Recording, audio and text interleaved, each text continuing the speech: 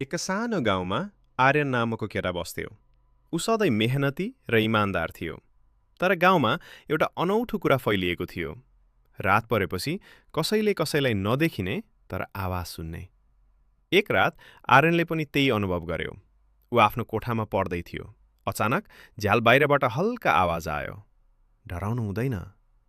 आवाज मधुर थियो। आर्यन डरायो तर भागेन। उसले साहस गरेर झ्यालतिर हेर्यो। त्यहाँ कोही थिएन। तर भोलिपल्ट उसले आफ्नो टेबलमा एउटा सानो काठको बाकस भेट्यो।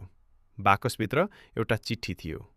साँचो शक्ति तिम्रो भित्र छ। अरूलाई मद्दत गर, उत्तर आफै भेट्नेछौ। आर्यनले त्यो दिनदेखि गाउँका वृद्धहरूलाई मद्दत गर्न थाल्यो। बिस्तारै गाउँको डर हरायो र त्यो आवाज फेरि कहिल्यै सुनिएन। वर्षौंपछि आर्यन गाउँकै सबैभन्दा सम्मानित व्यक्ति बन्यो। उहाँले बुझ्यो त्यो अदृश्य आवाज वास्तवमा उसको आफ्नै साहस र आत्मविश्वास थियो।